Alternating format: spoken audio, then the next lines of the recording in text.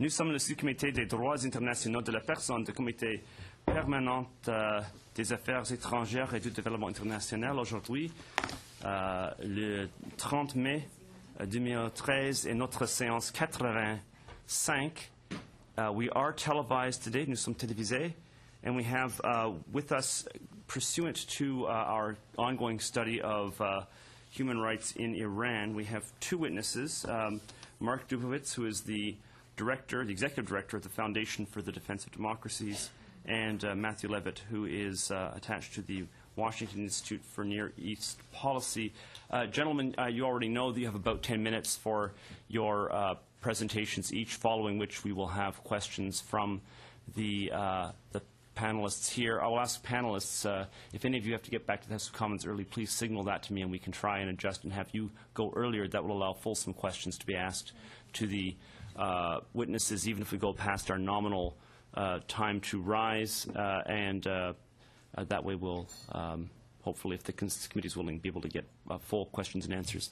Might I invite you to begin? I don't know who had wanted to go first. You're both looking at each other. Can I suggest it's Mr. Dubowitz, just because you're on the left, my left? Okay.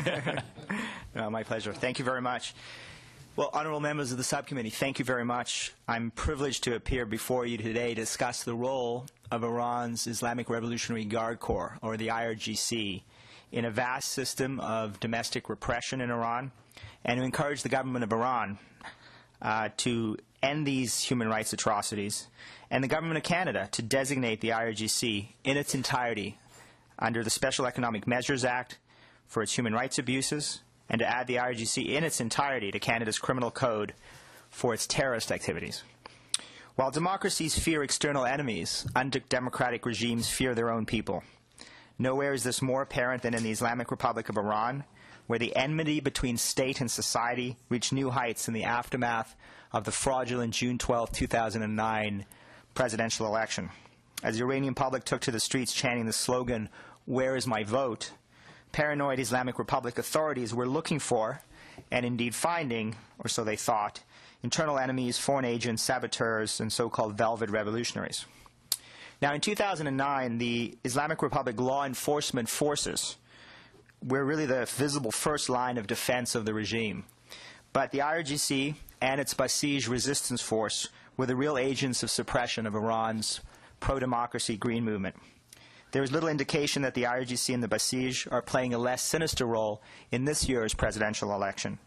Indeed, there's every reason to believe that this presidential election will be as fraudulent as the last. In the weeks prior to the coming June election, we've already heard from IRGC officials. Revolutionary Guard officers have openly declared that they intend to manipulate the course of the election. As only one example, Mr. Hojat al-Islam Ali Saidi, who's representative of the supreme leader to the IRGC, infamously declared that, quote, engineering elections is the natural duty of the guards.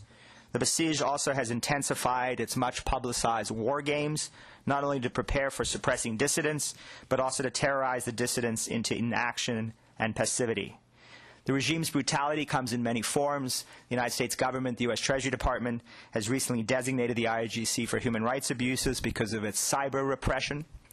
And as we know, individuals who have been arrested by the IRGC have been subjected to severe mental and physical abuse in a ward of the notorious Evin prison controlled by the IRGC. And as Canadians well know, Canadian photojournalist Zara Kazemi was detained, tortured, and raped in Evin prison, and she later died.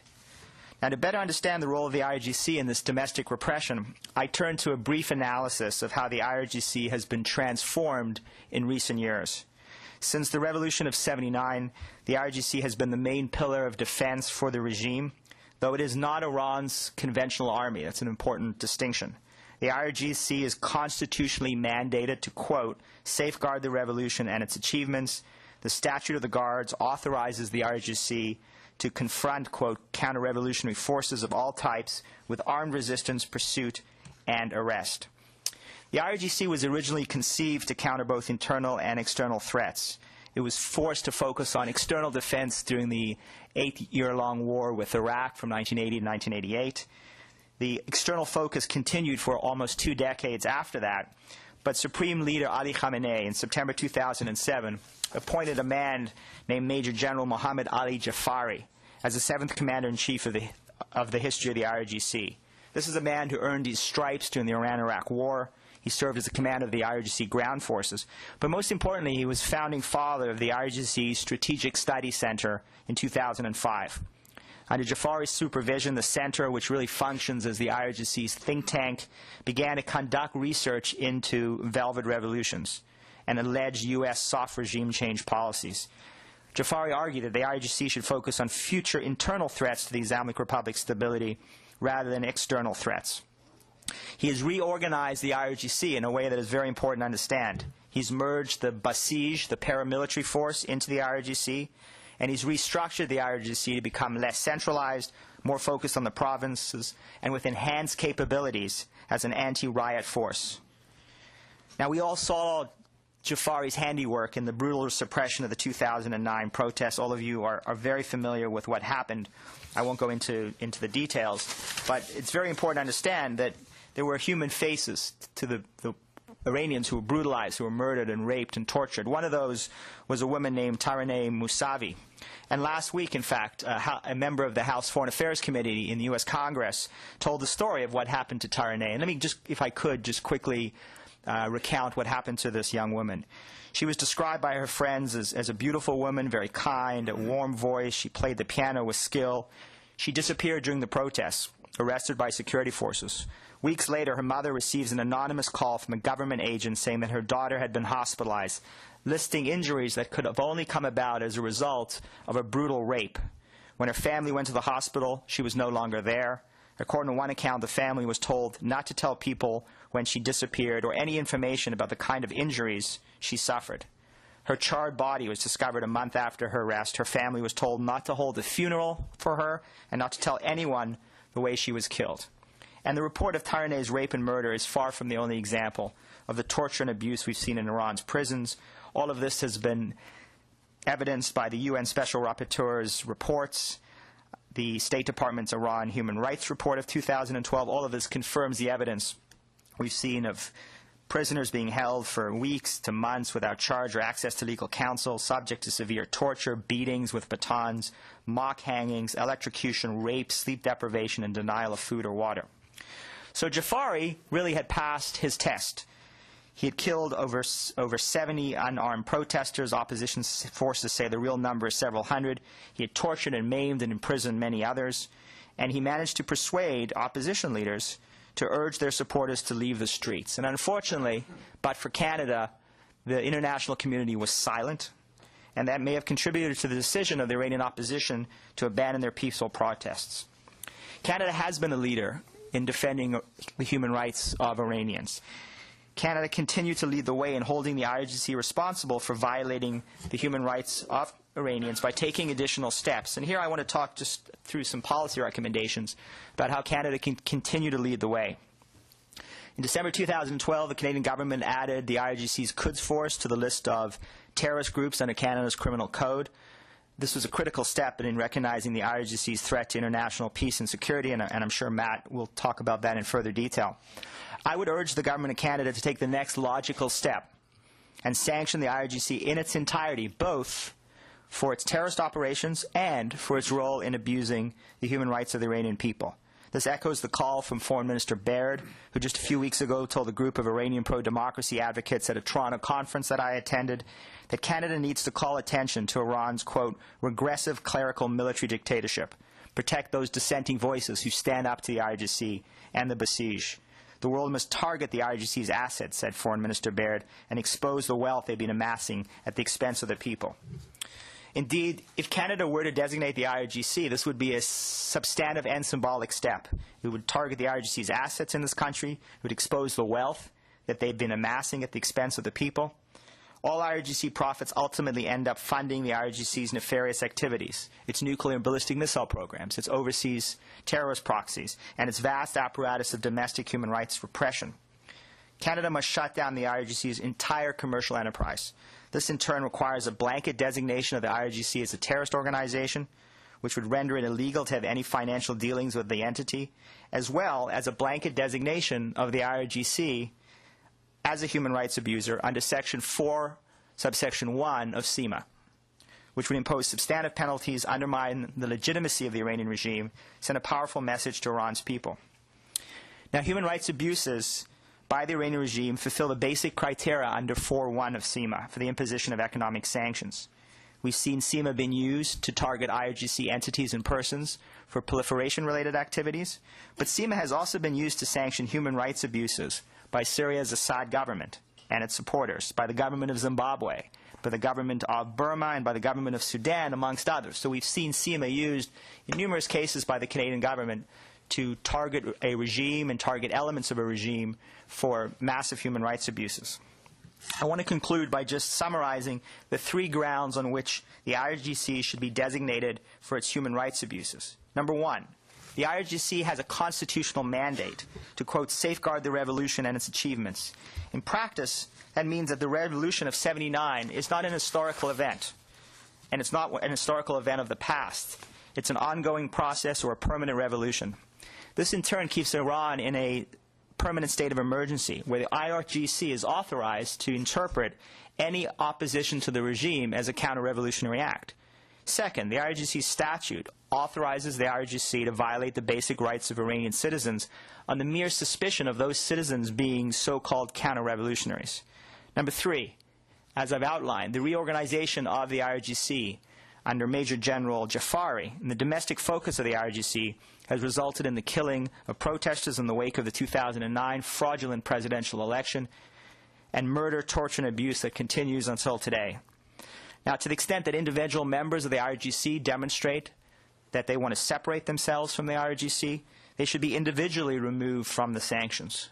Prohibit the IRGC, individually remove those members who've distanced themselves from the organization.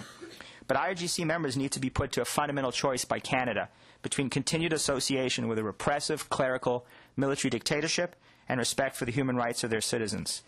In conclusion, this hearing could not be timelier, as we meet merely 2 weeks before the upcoming Iranian election that is sure to be fraudulent, involve intimidation and repression carried out by the IRGC.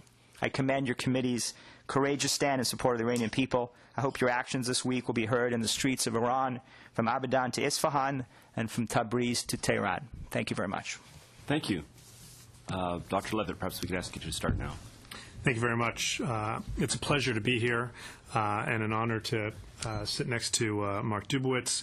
I provided a longer testimony for the record, which I understand is being translated into French. This is just a summary of that.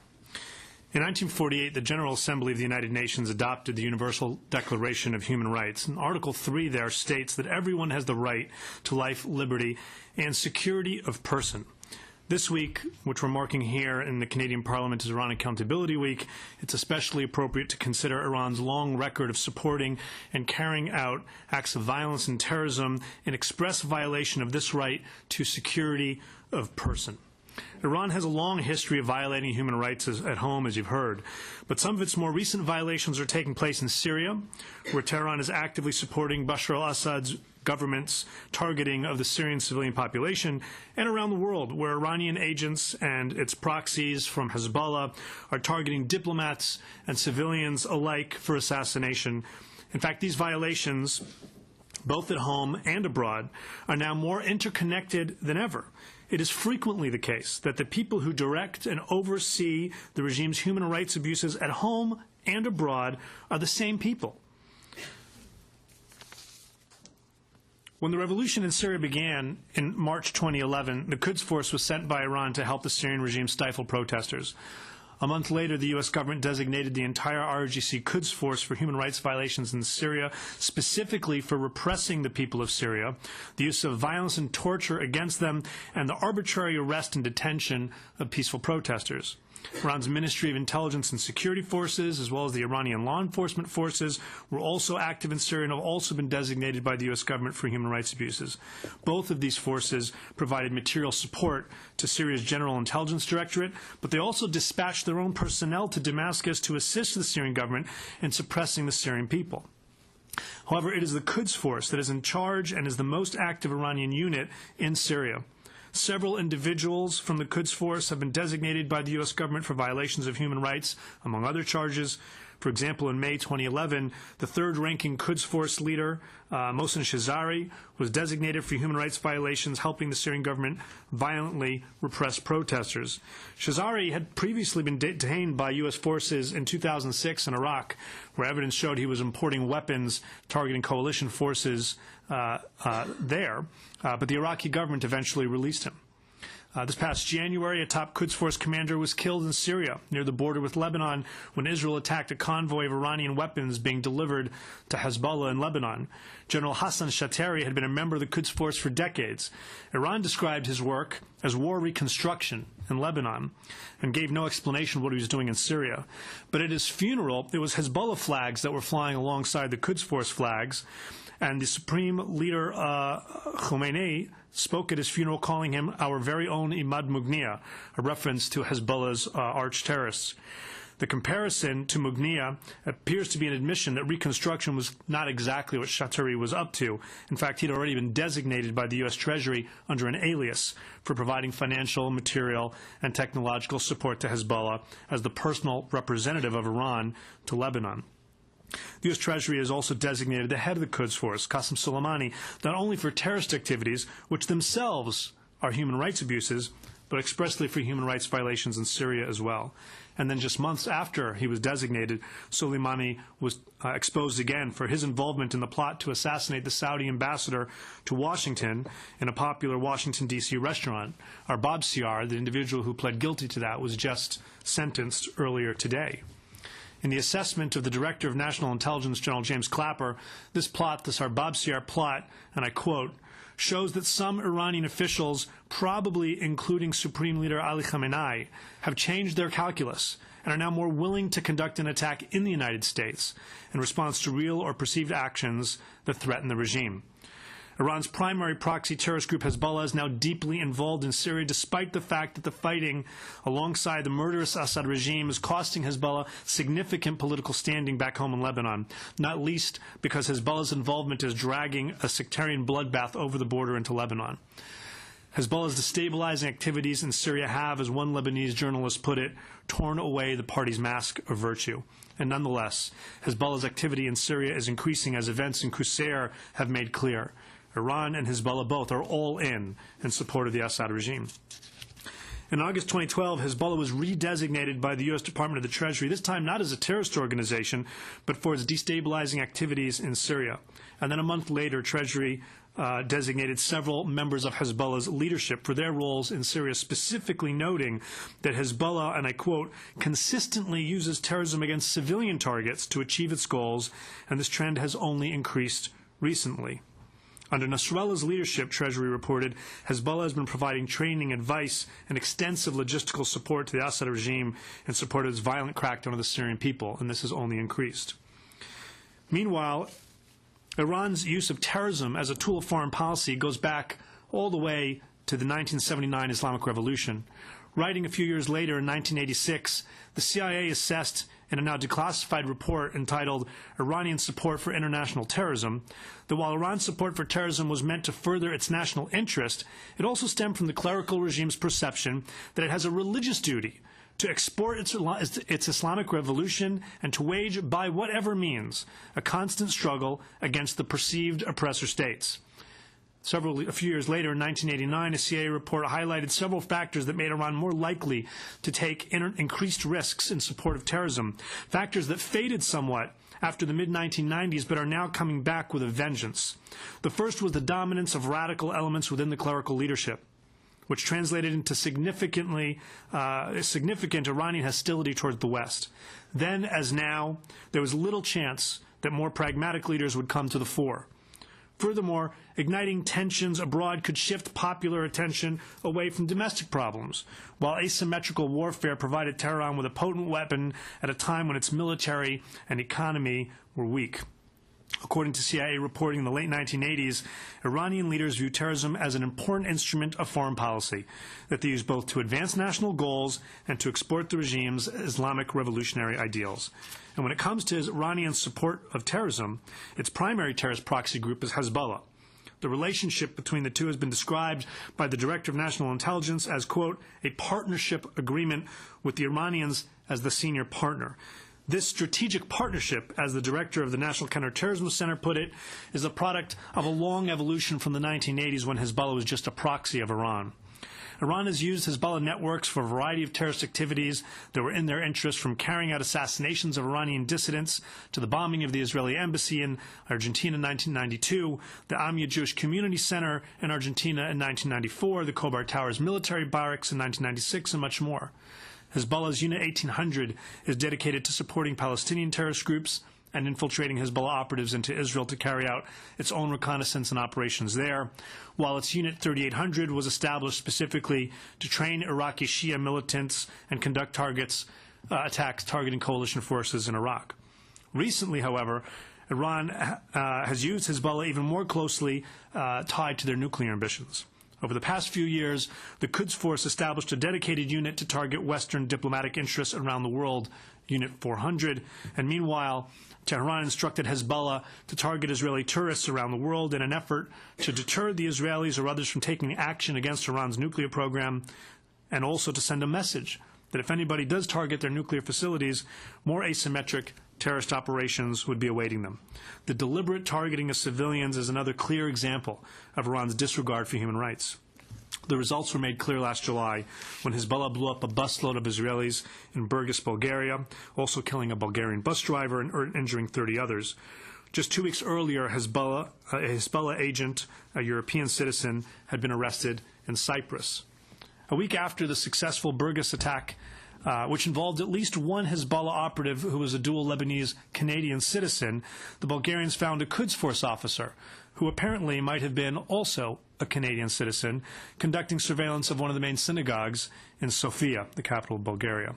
Following the arrest of Hussam Yaqub in Cyprus, he admitted in his deposition, and I quote, "I don't believe the missions I executed in Cyprus were connected with the preparation of a terrorist attack in Cyprus.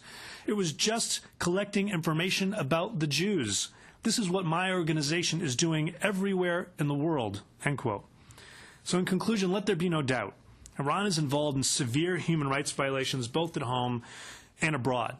But since 2009, these violations have become more intertwined than ever before. The partnership with terrorist organizations like Hezbollah has amplified these violations with instructions from the Iranian leadership to target civilian tourists and terrorist attacks around the world, and the Quds Force's own plotting targeting American, British, Saudi, Israeli, and other diplomats as well. And now, Iran and Hezbollah provide significant assistance to the Assad regime's brutal campaign against its own people, the latest in a terrible litany of Iranian human rights abuses around the world. Indeed, the human rights body just passed a non-binding resolution condemning the intervention of foreign combatants, meaning Hezbollah and Iran, fighting on behalf of the Syrian regime, in Qusair in particular. Thank you very much for the opportunity to testify before you, and I look forward to answering any questions you may have. Thank you, Dr. Levitt. Colleagues, in order to allow 5-minute questions for each person, and given the overages which occur from time to time, it would be difficult for us to be impossible for us to complete and be out of here exactly at 2. Do we have consent to go a few minutes beyond that in order to ensure that everybody gets their 5 minutes? Is that okay? Okay, great. We've already made at least one change in order to accommodate one person who has to leave early, and we can keep on making those changes as long as you let the Chair and the Clerk know. We start with Ms. Graywall. Thank you, Chair, and thank you, Mr. Dubowitz and Mr. Levitt. Mr. Levitt, your colleague Mehdi Khalaji from the Washington Institute for Near East Policy mentioned a while ago in an article that since the protests that followed the 2009 election, Iran's human rights abuses have worsened day by day, and considering your expertise as a director and a senior fellow for the Washington Institute's Stein program on counterterrorism and intelligence, so what are some specific examples of human rights abuses that have become worse day by day, and what can be done to improve the human rights situation in Iran? Well, thank you for the question. And indeed, my colleague Mehdi Khalaji is one of the strongest voices out there on this issue. let me bring this directly to the issue that Mark and I have been discussing today, tying this not only to Iran's human rights abuses at home but abroad. And there's a distinct connection between the two that goes back to the Green Revolution in 2009. According to multiple sources, and I get into this in the written testimony, when the Iranian regime decided to crack heads in an effort to suppress peaceful protests during the last election, the MOIS, the Ministry of Intelligence and Security, which is a very professional intelligence organization, was uncomfortable with the idea of cracking heads of fellow Iranians. And because of that, they were demoted as an organization, and key individuals were demoted as well. The IRGC, the Basij, the Quds Force, were more than happy to do whatever the regime asked of them, including, sniper attacks and bullying and sending the Basij into the university campuses, etc. And because of that, they were promoted. And this has had an effect on their ability to conduct operations abroad. It's made them actually less capable because the IRGC and some of these asymmetric capabilities abroad is not as capable on its own without the support of the MOIS. And so this has had an impact not only in their ability to do these things at home but abroad. I think it's obvious that the Green Revolution was a turning point where the Iranian regime indicated to anybody who was watching that there's really no limit to what it will do to keep itself in power, and including to its own people. And then when it came now to the events in Syria, it's willing to expend everything to do the same for its allies. And so in the first instance, it advised the Assad regime to stop suppressing social media. Suddenly, social media proliferated, Facebook accounts were opened, and then it became clear that Iran was providing Syria with the know-how so that they could track social media and be able to prevent protests. But that was just the beginning, and it's gotten much, much worse. And one of our concerns is that we see Iran providing Syria with all kinds of kinetic options, not just suppression of social media, to put down the rebellion in Syria, much as it did at home.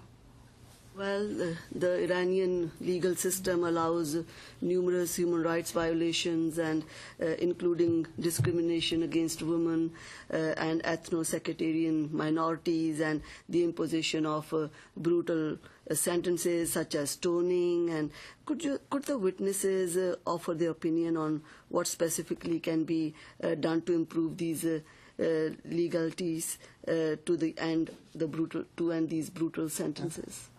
So let me answer your question. One thing that we underestimate about the Iranian regime is that unlike Saddam's Iraq or North Korea, which are these Stalinist dictatorships, the Iranian regime actually cares to some extent about its international reputation.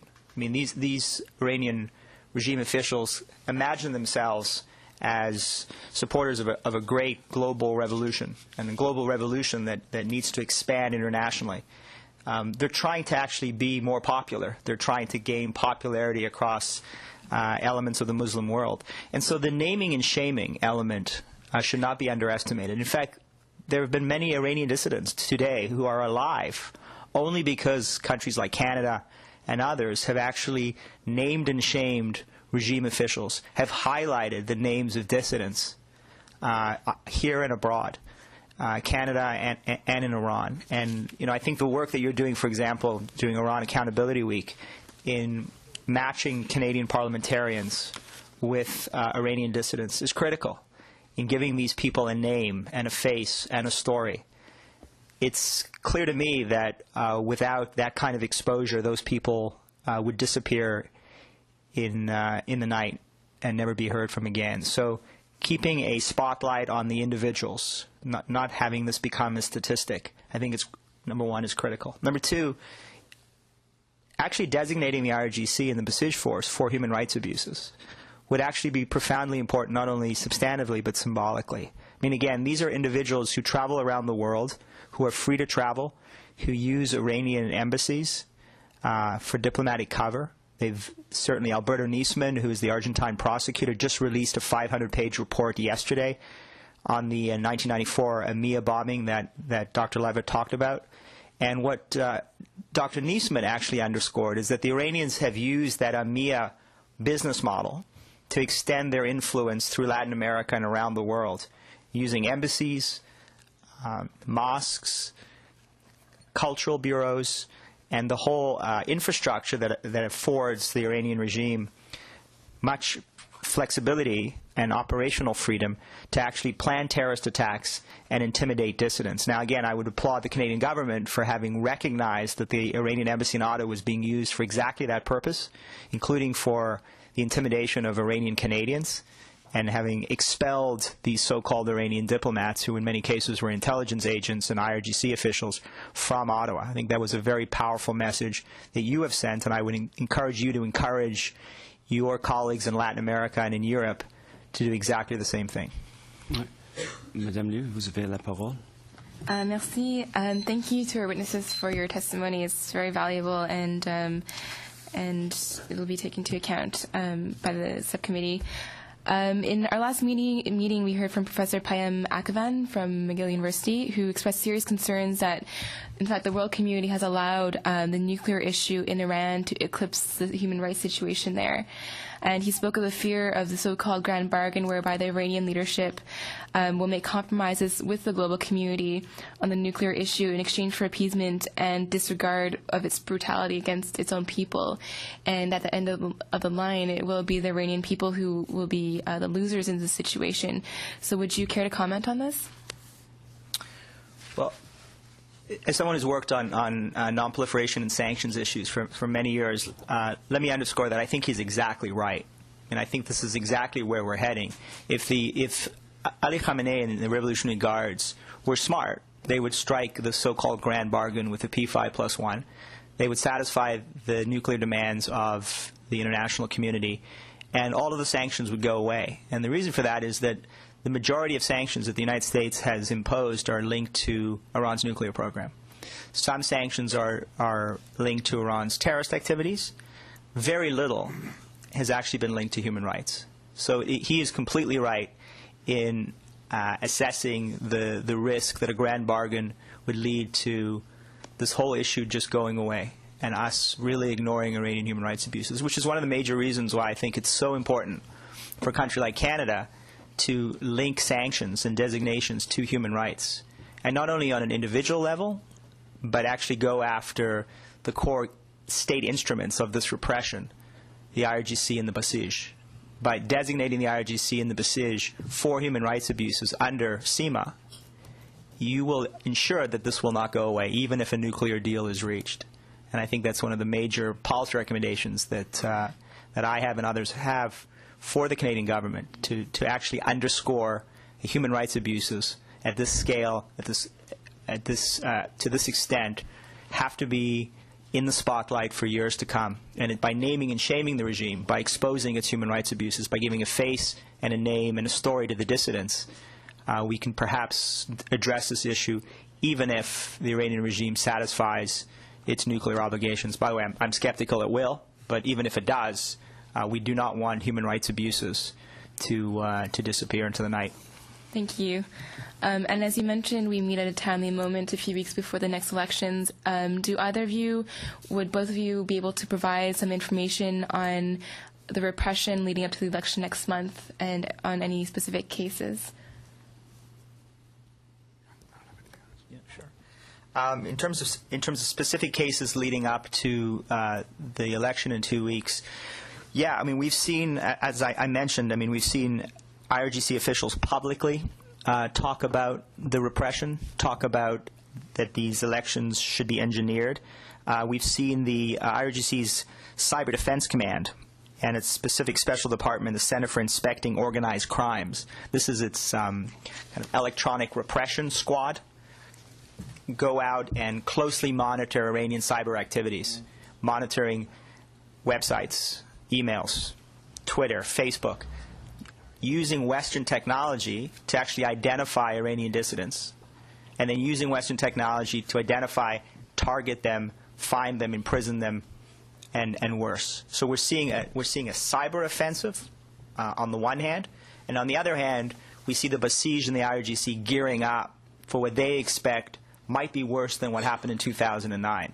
And their fears are that this is not going to be a green movement that emerges out of the suburbs of North Tehran, but that this may indeed be protests that actually come out of the smaller cities and villages in Iran, where you've got a green movement combining with what I would call a blue movement. Those are blue-collar workers who are frustrated by the state of Iran's economy, by the harmful economic policies of Mahmoud Ahmadinejad, who are frustrated by the unemployment and the inflation. And so their big fear is that these two movements, a green movement and a blue movement, are going to coalesce and lead to significant protests. And to head that off, they are already cracking down both physically and in the cyber world to ensure that that doesn't happen again. Thank you. Thank you. We go next to Mr. Sweet. Thank you very much, Mr. Chair, and I just want to publicly commend my colleague again, Professor Oren Kotler, for Iran Accountability Week, and I want to fulfill my my responsibility once more at the committee by just saying the three people that I want to make sure that the world is aware of and are very real. Of course, all of them are, but we want to make sure that people are where there's real personalities here. Is Naveed Kanjani, a Baha'i student, denied the right to go to university because of his faith and was sentenced to 12 years of brutal imprisonment in Tehran's Evin prison. Also, two others that I've been advocating for. Pastor Yosef Nader-Khani, a Christian pastor, has been sentenced to death for practicing his faith. And also recently, Pastor Saeed Abedini, who is a dual American-Iranian citizen, who was arrested, beaten, and sentenced to 8 years. His health is now deteriorating because of his beatings, and I don't know whether he'll survive any more of his incarceration. Thank you for your patience on that, Chair. Thank you very much, gentlemen, for your testimony. Can you briefly? I wanted to make sure. Can you supply the committee with this declassified CIA report that you had mentioned earlier in your testimony, Mr. Levitt? Of course. I should have mentioned that parts of my testimony come from my forthcoming book on Hezbollah, which is coming out, including here in Canada, in the next few weeks, and all of that is publicly available there.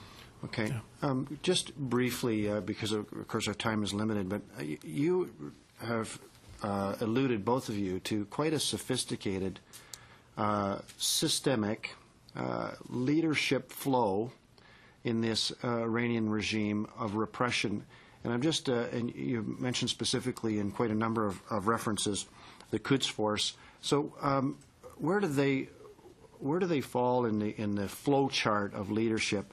How do they relate specifically to the Republican Guard, the Basij, which you now say are merged, and are they now aggregating or galvanizing any other organizations with these to oppress their own people? So both the Basij and the Quds Force fall under the IRGC.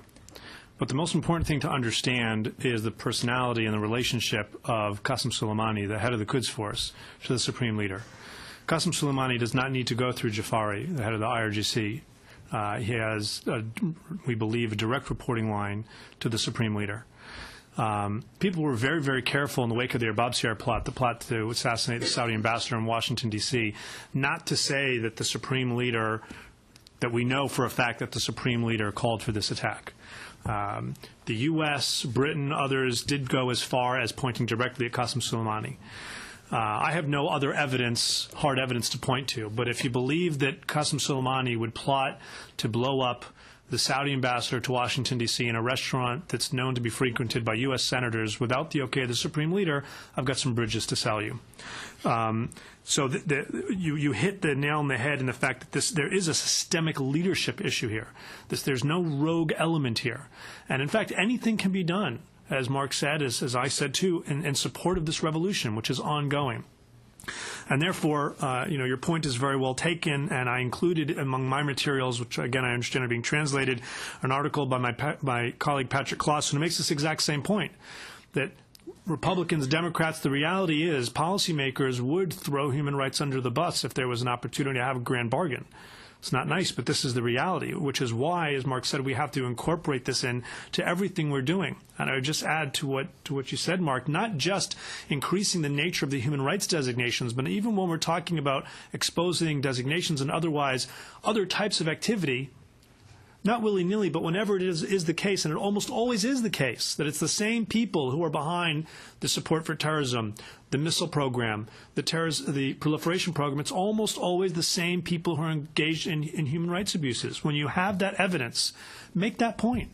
When I was the Deputy Assistant Secretary for Intelligence at Treasury, this is something I tried and they continue to try to do. Fold that in there, just to make it clear it's the same people.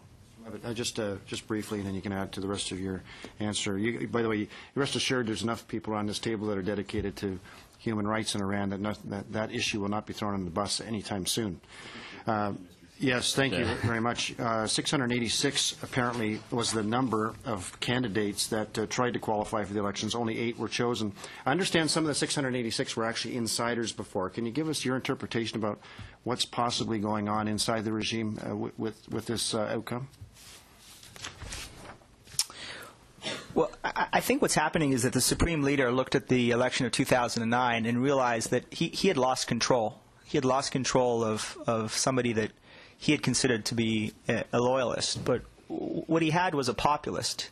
He had a former mayor of Tehran who understood grassroots election politics and got too big for his boots and gave the Supreme Leader and the IRGC, Soleimani, Jafari, and this clerical military dictatorship some real heartburn over the past few years in challenging the regime and appealing over their heads to the Iranian people. So this time around, Khamenei took no chances.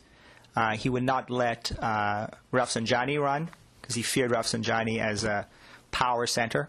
He would not let Ahmadinejad's father-in-law and chief of staff Mashai run because he was too close to Ahmadinejad. And so they whittled down that list, as you said, to 8 persons, all of whom have impeccable revolutionary credentials.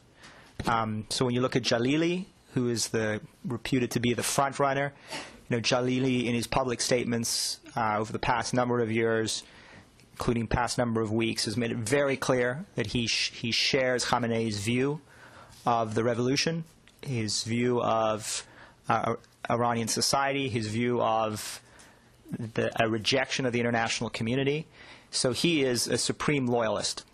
When you look at Velayati and Rezai, these are 2 men actually who not only share the Supreme Leader's view of the revolution, these are actually 2 men who have been implicated by the Argentine prosecutor I mentioned, Alberto Nisman, for the 1994 attack against the EMEA Center in Buenos Aires. And there are Interpol red notices that have been issued against these men. They're international fugitives who are running for the presidency.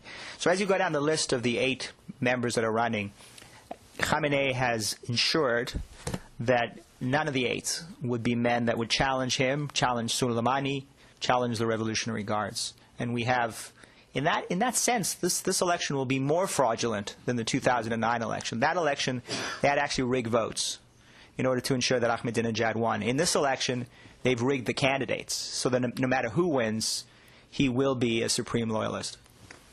Thank you. Mr. Kotler. Thank you, Mr. Chairman. Just a procedural thing. I did circulate a notice of motion. I believe that there may be a consensus for it. I think it would be symbolically good if we could adopt it today. You may want to do this after the meeting, or... I'll just ask the question, have all members seen the notice? Okay. Well, you'd have to actually move it, Mr. So I move that the motion that has been circulated be adopted.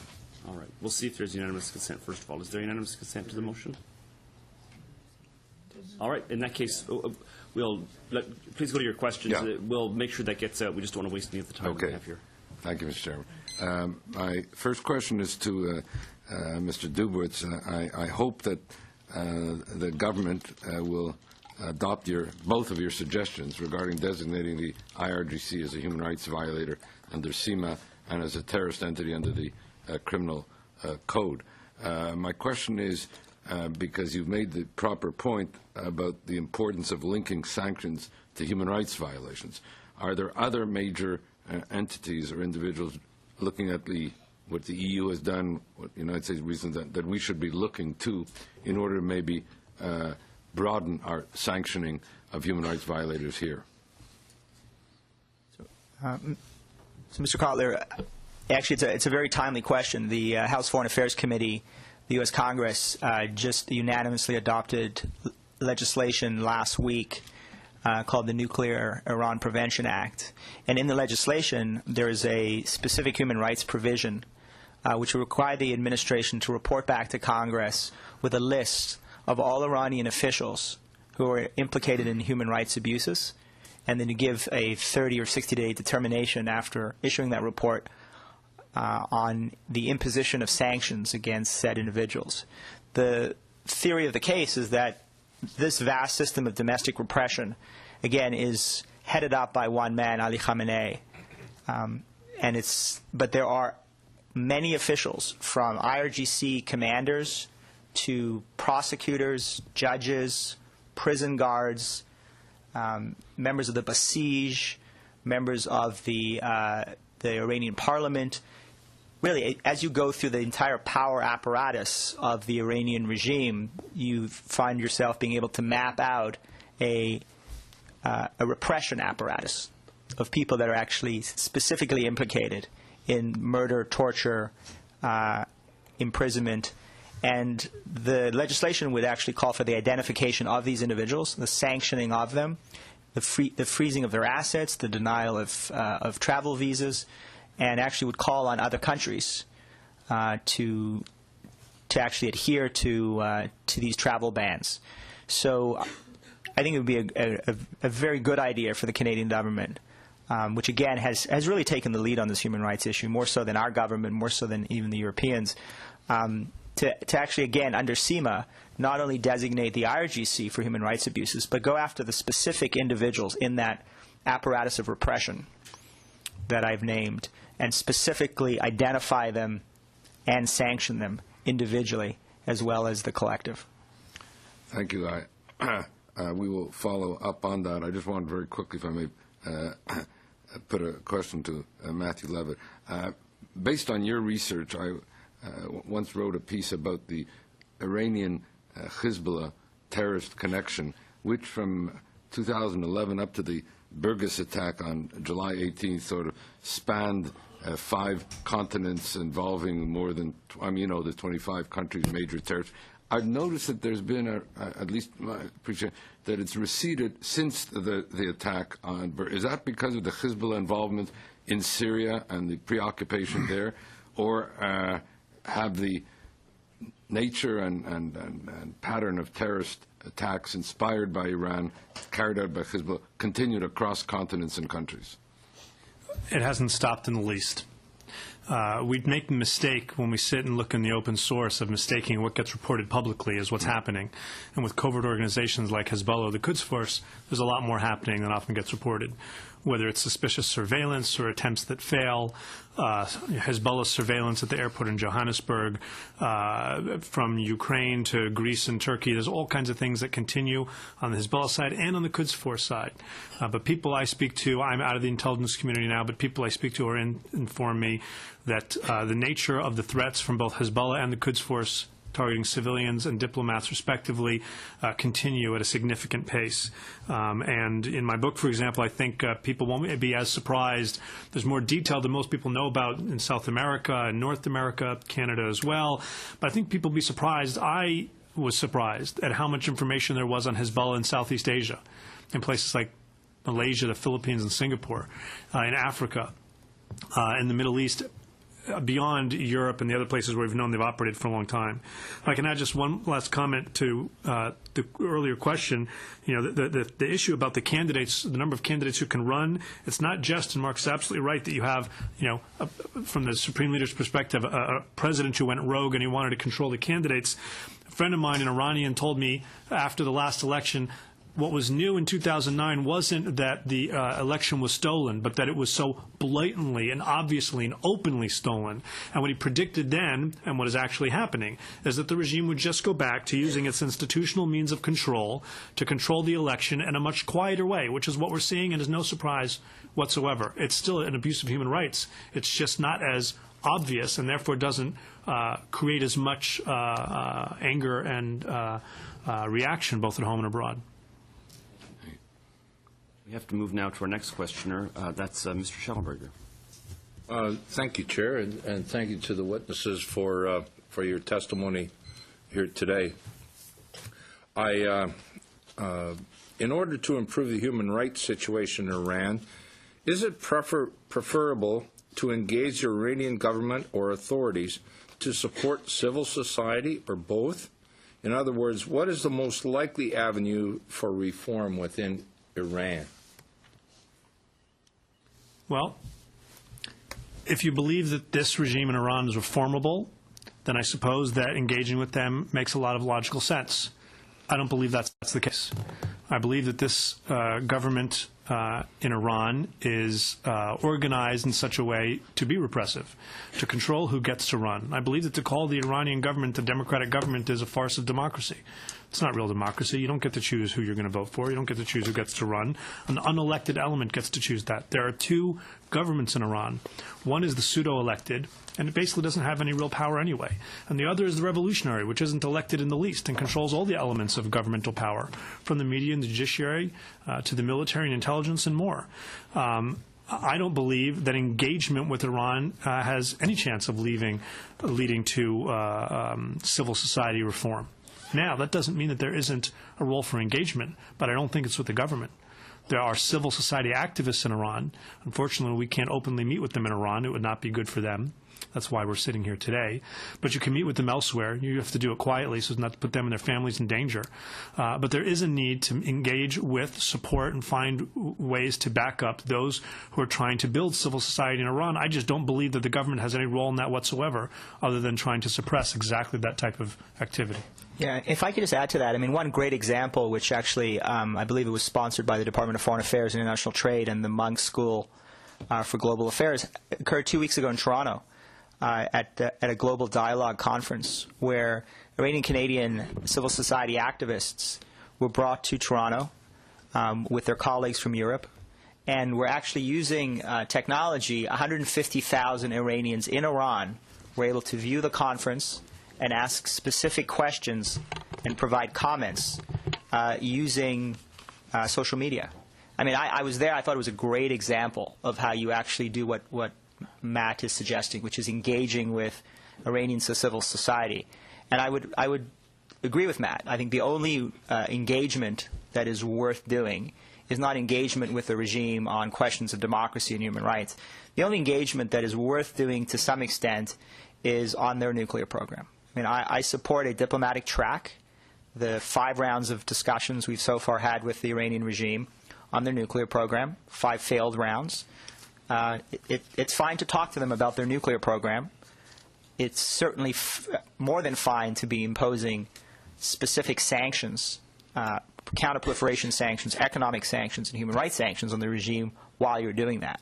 Because clearly this is a regime that you'll not change its calculus unless you impose significant pressure to break the nuclear will of Ali Khamenei and his Revolutionary Guards. But civil society, there is no point in engaging with the regime on questions of civil society. Having said that, again, I think Canada takes the lead in engaging with civil society participants in ways that you did 2 weeks ago at the University of Toronto.